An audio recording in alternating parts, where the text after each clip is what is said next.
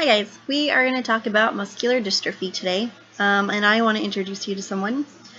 His name is Austin. He was one of my clients. He had muscular dystrophy among other things, and he passed away about 2 years ago. Even though he is confined to a wheelchair, he was still so full of life and so much fun. Even though he was in the wheelchair, he didn't let that stop him. We went swimming, obviously, in this picture, and we did a bunch of other things to help him to be happy and to endure. He was born with muscular dystrophy, so we're going to talk a little bit about what it is. So muscular dystrophy is a group of progressive disorders evidenced by diffused weakness of muscle groups. The muscle cells degenerate and are replaced by non-functional fats and fibrous tissues. It is also defined as a crippling disease characterized by gradual wasting of the skeletal muscle. So basically, our muscles kind of eat themselves in a way, and they don't work anymore. So there are several types of muscular dystrophy, but we are going to talk about the main 9.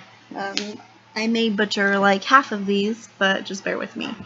So there's the Duchenne, Becker, myotonic, congenital, Emery, diffusus, fascial, scapular, humeral, limb, girdle, distal, and ocular phalangeal. So the most abundant one, I guess, is the Duchenne, which is also called childhood muscular dystrophy or progressive muscular dystrophy. It's the most common form, and it's also the most severe. Mostly affects male children more than the females. It's genetically transmitted, or it's congenital, and there's no treatment or reversal really. It's one that starts in childhood. Most children usually see symptoms around the age of 2. Some can not start until later in the years. Most parents notice it by delayed milestones in their children. A waddling gait, which means they don't really walk correctly. They kind of waddle like a duck. They have a tendency to fall. Also lordosis, which is a forward curvature of the spine. Children also tend to walk on their toes due to contractures in ankles, knees, and hip joints, and many of them die young. We're also going to talk about the fascial scapular humeral, which is the most common in adults, both male and female. Weakness and wasting of shoulder, girdle, and upper arms. Weakness of facial muscles during the first year. Symptoms typically don't start until puberty, and most people with this one remain ambulatory until advanced ages. These ones typically live a normal life.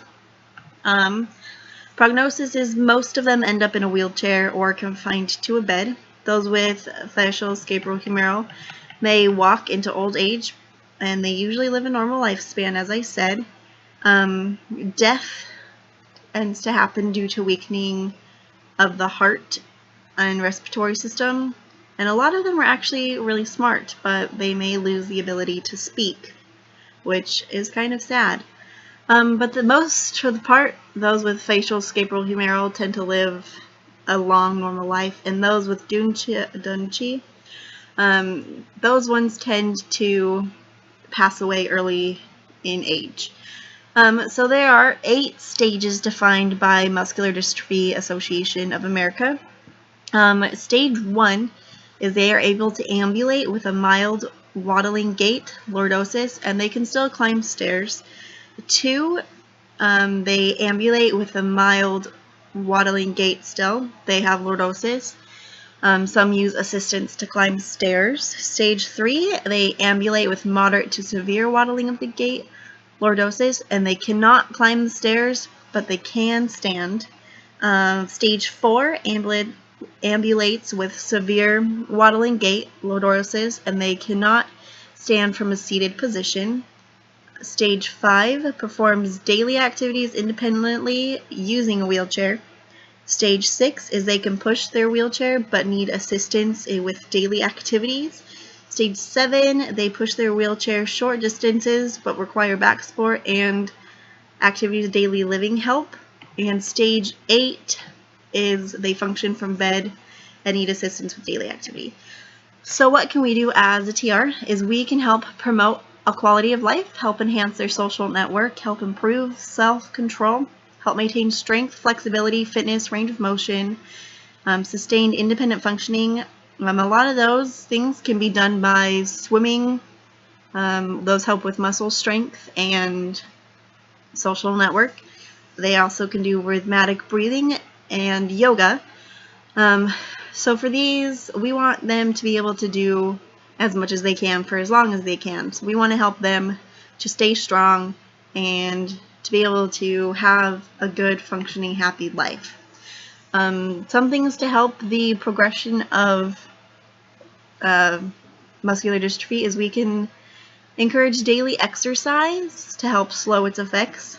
Extended periods of time in bed can cause muscle atrophy, which means the muscles stop working. We want to help them to avoid becoming too fatigued. Cognitive games, artistic expression, journaling, and support groups are really helpful with people who have this. So thanks for listening. I hope it made sense.